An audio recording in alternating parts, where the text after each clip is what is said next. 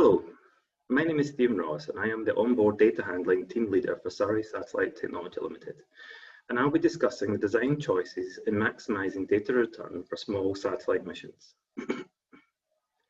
This presentation describes SSTL's next generation data recorder, which achieves a number of goals and touches upon its possible applications of data reduction strategies to maximise data return. In supporting small spacecraft, the challenge for SSTL was designing a single data recorder which allows for a variety of payloads, a reduction in mass, power and volume, and with the ever-increasing need for onboard processing, support off-the-shelf processors, while also ensuring a fast turnaround for mission-specific customizations. Before discussing SSTL's newest data recorder, it's important to understand the design choices SSTL has made in the past. Up until 1999, data rates were historically low enough to write directly into the onboard computer's memory. So in this architecture, the data recorder function was integrated with the onboard computer. In 2000, the first satellite designed for the disaster monitoring constellation took a brave shift away from this architecture and made the decision to decouple the data recorder from the onboard computer.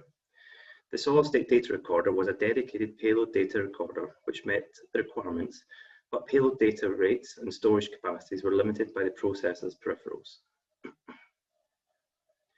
With the processor on the solid-state data recorder causing a bottleneck in payload and downlink rates, the solution was to use a reconfigurable FPGA, which gave an order of magnitude increase in downlink and allowed for real-time compression. This was SSTL's first reconfigurable solution, providing 16 gigabytes of payload storage and expandable to 256 gigabytes using NAND flash. It wasn't long before even 256 gigabytes was not enough storage for SSTL missions. So in 2018, SSTL designed a scalable data recorder called the Payload Data Handling Unit, which is expandable from 512 gigabytes to 3 terabytes, and again using reconfigurable FPGA for real-time compression. This product is targeting more at SSTL's higher end mission, but for the lower end can be scaled down to a dual card solution. But the dual card product doesn't quite achieve the goal set out for a small satellite mission.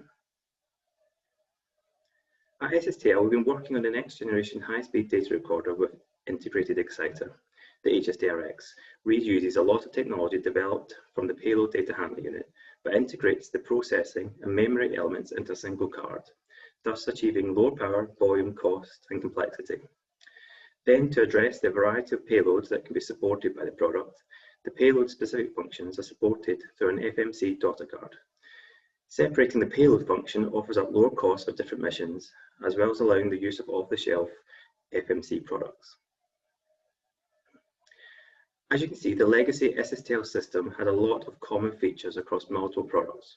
With each product, there was individual FPGAs, processors, power conversion, as well as unique flight software and inter-FPGA protocols. All this complexity and module interaction can take time in both development and testing. And then, when something goes wrong, it's the classic issue of what end is at fault. The HSDR does away with all that. With newer technology, it's been possible to integrate all this functionality into one product, achieving lower mass, volume, power, and cost.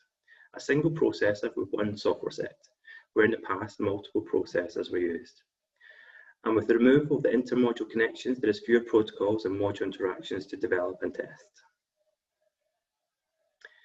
In terms of Xband, the legacy SSTL solution is a separate unit which uses a zero-IF architecture. This type of architecture can suffer from local oscillator breakthrough, where the carrier appears at the center of what should be a flat spectrum.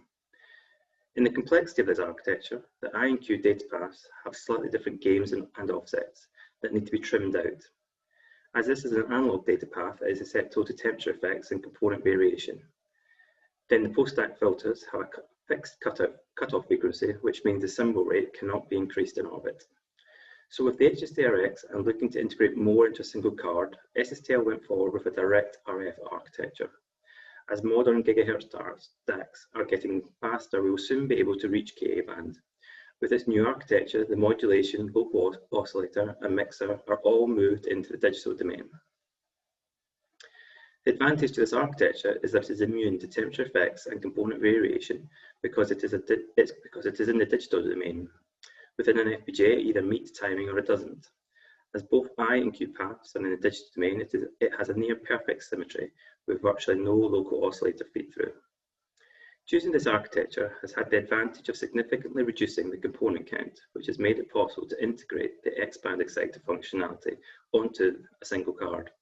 The decision has reduced the total power compared with the legacy solution and has now enabled variable modulation schemes in orbit.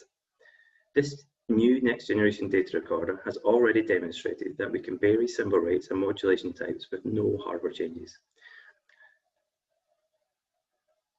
The FMC daughter card was a key design choice for the HSDRX and an enabler for maximising data return. The FMC port alone will provide 8 multi-gigabit serial interfaces, multiple LVC MOS inputs and outputs, and allows for a powerful ecosystem of payloads to be supported. With the previous generation of data recorders, the payload interface was continuously being changed with mission-specific requirements. These changes resulted in high NRE to complex 20-layer PCBs. The adoption of the FMC standard allows for rapid development using off-the-shelf hardware and third-party products. Designed into the architecture is the option to either use off-the-shelf FMC cards or design a custom larger version. Earth observation is going through a paradigm shift with new technologies and new innovative payload designs. SSTL has seen an ever-increasing volume of data being generated on board. Although downlink technologies are allowing for higher data rates, the increase in data volumes are resulting in the formation of an onboard data bottleneck. So SSTL for some time have been investing in new and innovative data reduction techniques. Having a reconfigurable FPGA allows for easy win data reduction methods to be implemented on board and allows for the new algorithms to be updated in orbit. Some of the techniques SSTL has been working on is using the FPGA resources to achieve real-time compression at a rate of 10 gigabits per second, therefore reducing the data volume to be downloaded. Radiometric calibration using dark pixel correction has also been used to reduce the data redundancy and also improve compression ratio. Another technique is generating thumbnails on board and then processing them to determine the level of cloud cover and suitability for download. This and many more aid towards alleviating the data bottleneck. The main board firmware of the HSDRX requires significant time to develop and is not suited for agile response to market changes. The daughter card provides a bespoke solution for data processing and allows the use of technologies from Xilinx and NVIDIA, which allows the processing to shift into the software domain. This shift allows for faster development times, access to third-party algorithms, and also allows for in-orbit changes. A software-defined architecture opens up opportunities to explore new business models by partnering with developers that can create new and enhanced features. With the daughter card and onboard processing, this opens up the opportunity to develop artificial intelligence and machine learning algorithms to help with data reduction. SSTL has been working with the University of Surrey on autoencoder image compression. This technique can determine the best compression algorithm for a given image, therefore maximising compression ratio. With cloud detection and masking, we can determine if image pixels are obscured by cloud, reducing the need to download unusable data. Another field is neural network image classification, using multi-stage neural networks to perform onboard image classification or object detection. And lastly, anomaly and change detection. For many Earth observation cases, imagery itself is not the most valued product, but the information contained within, and how often it changes over time. Observing change on board can help to minimize downlinking redundant data. And some final remarks. As you can see, SSTL's next generation data recorder has a reduced total power, volume, mass, and cost within a small satellite mission. By supporting an industry standard FMC module for payloads, this ensures faster flight opportunities. And the HSDRX provides a platform for a bespoke payload processor, enabling multiple data reduction techniques. Already, SSTL and the University of Surrey are already researching and looking to implement these techniques on future missions. Many thanks for listening, and please feel free to contact me if you have any questions. Thank you.